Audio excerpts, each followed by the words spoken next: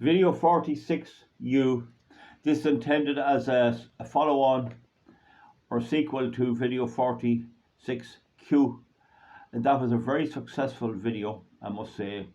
It's got over 230 views after two or 3 days, and it got great reception and great questions asked by the contributors and by the viewers. On other channels and on other social media, it didn't get such great reviews, and people questioned exactly where I got all my figures, where I got all this, and they do not want to accept that this is the lie that was told to the people and that I am exposing it. Now, I have exposed this 10 years ago at least, and made videos of it in 2011. This is not the first time, but it's only now that it really clicks in, the effect of it, and that people will take notice. Okay, now, so the first thing is, at the time, I investigated what was the pricing regime, and it wasn't easy. It's there, but you have to really work hard to get it. And as I got it, and as I dug it out online and in publications and in other ways, I then went and I met the energy regulator at the Department of Energy at that time, about 2011. And he had a staff with him. I then met 5 representatives of the Department of Energy. And I had trashed all this out with them to make sure I had it right. And then I met the Minister for Energy himself, Pat Rabbitte, at his offices in Dublin, and he was accompanied by 2 of his staff. I put this has been accepted as the real, as how it is, and I can only explain it to you. But no matter how much it's explained, there will always be those who don't want to believe that their lovely government did this on them, and there'll be those who have a vested interest in this win continuing and are doing everything to try to undermine those who attack it. So far, they've been successful with the media and everything else, but that may be about to change. And as the enormous blunder and unfairness and actual corruption of government in relation to our energy supply becomes a burden on the people, and they start to suffer, then people may begin to listen. And that's why when I'm there, and I'm well known to be fighting this for a long time, along with others, people may listen. And when we begin to turn public opinion, we must not relax. That's when you must apply the pressure. Getting them down is the start, getting them in the corner, but dealing with them and keeping them down then and breaking them altogether is the ultimate objective. I saw Regina Doherty, she's now a presenter on some News Talk program there on YouTube, and they're moving out into YouTube because YouTube and the other video channels like Rumble and Daily Motion and all these are a serious challenge to them, and you can comment underneath. So they'll have to try and move out into the internet videos, but in doing so you can respond to them. And I asked them a few questions there. They won't interview me. After 11 years debating this, they keep me out, and they're going to keep trying to do it, but I'm a serious problem for them because I predicted every single thing that is happening right now. So now, I told you I verified my figures are correct. I had a video on it in 2011 explaining every minute detail. And going back on that a bit, I deleted it because people got sick of it eventually. But remember that the price of, I'm giving there, of 69.7 euros roughly per megawatt hour has been repeated roughly in the Irish Times recently. And there are add-ons to that then that bring it to 76, and that's repeated in the Irish Times.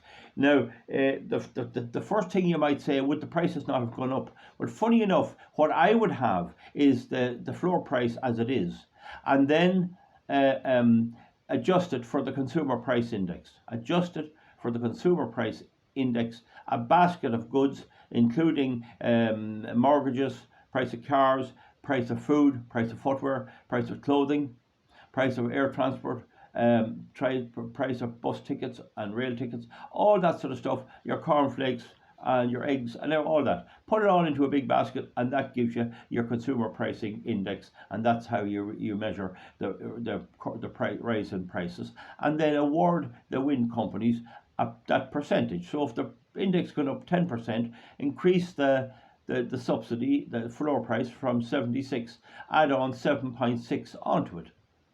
Add on 70 and bring it up then to that. So 76 and 7 is 83 in my view. 76 and 4 and 3, so 83.6 roughly. So you'd bring it up to that amount. That'd be the proper way to do it. But that's not what they did. They linked it to the price of fossil fuel generated electricity. That was a criminal act, because the whole idea was sold that it was going to bring down the cost of electricity, and instead of doing that, they linked it to the fossil fuel price. So people were hoodwinked. It didn't replace fossil fuel at all. It's just aping the same price range that the fossil fuel gets, and its contribution there is very limited. I'll not go into what contribution wind makes now. We do that later. But the thing about it is, prices generally have risen with inflation and all of that. Now, one of the other things I can add is that there's an ex post and an ex ante system. So when you it's paid for by the quarter. When, let's say, the first quarter is over and it's the 1st of April, you put in your claim if you're a wind farmer, and you don't know how much wind you generated in the quarter. So it'll take a while to get that all agreed and signed off with the supplier. And when that happens, you will get paid what's called ex post. That's when all the figures are in. But before the figures are in, they pay you what's called ex ante. And that means they give you an estimated amount. There's nothing wrong with that. It means that they pay for the wind companies fairly quick, maybe even before the end of the quarter. This is what we expect you'll earn. And then if you don't achieve that, they'll claw back some of it. And if you achieve more, they'll give you more. There's no problem with that. I just want to explain that that's part of the pricing regime, the ex post and ex ante. Now, the other thing is, at the time I checked it, the 66.7 or thereabouts that you get as the basic floor price is added to by another subsidy to promote renewable energy, and by a subsidy for the difficulty of incorporating renewable energy on the grid. Now, that's paid to the supplier to allow them to cater for this difficult wind energy. Okay? And then there's another issue that comes in again. There's another subsidy of some kind. I just can't remember it now. But they get some kind of carbon taxes, and we're investigating that. For the moment, we're not going there, just for the minute. Now, just to explain to you, it's a myth to think that the wind energy gets paid by the department. The whole electricity is paid for by the bill payer into the supplier. So if you're with Bord Gáis, you pay to Bord Gáis. You pay to ESB if you're with them, or SSE, or whatever other ESB Electric Ireland. You pay into the company. They collect for all. They collect the whole lot. They pass on the VAT, and they collect the PSO levy. Then the PSO levy is designed to cater for the extras that's added on and the extra cost. So the point is, then, once the supplier, like Bord Gáis, gets paid, they then pay the wind farms their fee for their electricity ex ante, and later on they pay them and adjust that for ex post. The supplier, like Bord Gáis Energy or them, they pay the wind companies in the same way as they pay all other diesel, turf, coal, oil and gas electricity. They have to pay those who are with them and who feed them into the grid. Now, government mandate is that they have to deal with wind farms. That would be a nice one to break, that they wouldn't have to deal with them anymore.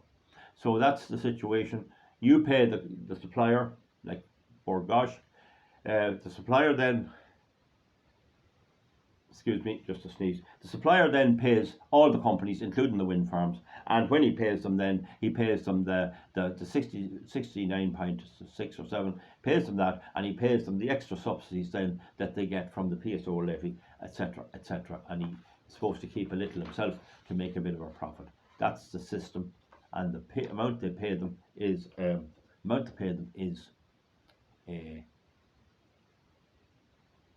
linked to the fuel price. So if the fuel price is below 76, they get 76 anyway. If it rises above it, they get the higher fuel price. And that's the scandal I was trying to explain to people, and which shocked a lot of people. Now, these wind turbines use power themselves. The meter runs in both directions for most windmills, wind farms, and they use power. They use a lot of power. The ones in Rara here emit a very loud noise, even in this good weather. So that they use up a lot of power, and so that's the only way that the wind companies are actually affected by the price of conventional generation. They have to buy it for conventional generation for their wind farms, and it has to be fed in every hour of every day and every minute of that hour. Whereas the wind may only be produced about 19% of the time. Some days there'll be none at all. So now you see the situation. I've stood over my figures. My figures have been confirmed in the paper. Now, why have they not increased the price along with inflation? Well, you see, they've discovered now the enormity of what they've done. And according to the newspaper article, they are considering putting a tax on wind companies because they're getting a Klondike. They're cleaning up. And this situation then means that the government has discovered that this was a mistake. So they're trying to claw it back by means of a tax. Well, why didn't they assess it properly in the beginning and only pay them the floor price and the consumer price index? Why didn't they do that? Well, as to say, that would be doing it right. Now, it means that no matter how high the fossil fuel price goes up, they get the fossil fuel price. And no matter how much more wind energy is pumped into the system, as long as the wind blows at all, they're going to get something. But then, of course, the more and more wind energy that is, the least of it can be put in, because only there has to be still 35 to 40% of the grid renewable energy, fossil fuel firm synchronous electricity before you can allow in the wind and solar into it. Now, I just stopped there to check a figure. Now, one of the things you can do there is check the EirGrid Smart dashboard online and go into Ireland only. Only go into Ireland. Don't go into all Ireland. Go into just Ireland. It's the most concise. You can include the north if you want. It complicates things. I don't bother with it. And anyway, we pay here in the States is a slightly different regime in Northern Ireland. Now, according to the Smart dashboard this morning, when you go into it, you click into balancing price, and the price was 432 earlier today. 432, and it's now about 325. So that's some difference. So the cost of fossil fuel electricity is now 8 times higher at about 8 o'clock this morning than it used to be a couple of years ago. And it's now 6 times higher this time of the day in the early afternoon. It's 6 times higher. So that means the wind companies, instead of getting the 76, are getting 8 times the fossil fuel price. So instead of getting 76, they're getting 432 in the morning and 352. And they seem to be making money, even though the wind is not blowing enough for them to make much. According to a report, again, in the Irish Times, they're making huge profits now at the moment. Why they talk about it, you think they'd keep it quiet, I don't know, but it's causing huge problems. But the bottom line here is, folks, and this is what I've been saying all the time, none of this was ever assessed under the SCA directive or the Artis Convention. If this was assessed, all of this would have to be gone into with public participation using engineers and economists and accountants, and this would be subject to judicial review. So we could take a judicial review to say at the time they didn't do this. They've signed these contracts now, locking in the wind energy to the fossil fuel energy for the next 25 years. And this is actually obviously causing government a problem. They were told about this. They would not listen. I met them all. I met enough of them. They know very well. They did not want to know. And this shows you the contempt with which your government holds you, and that includes Fianna Fáil and Fine Gael, and there's no indication by Sinn Féin that they're any different. Folks, these 2 videos were designed to inform you, to bring you up to speed with it. I stand over everything I said in every one of them, except my prediction that the weather would stay cold. So I get a little allowance there. I stand over it. Everything I said is right. And now we're ready, facing into the winter. There's going to be gnashing of teeth. There's going to be wailing and gnashing of teeth because people can't afford this. All this huge amount of cash is flowing out. This is exactly what the government of Pat Rabbitte wanted at that time. If you want to see the face of him when I met him, I told him he was wrong. This is what they've done, and they're all sitting on their pensions. So what can we do about it? Somebody asked me in the column, what can we do about it? Well, I'm working on it as best I can. The best thing everyone can do is draw it to people's attention.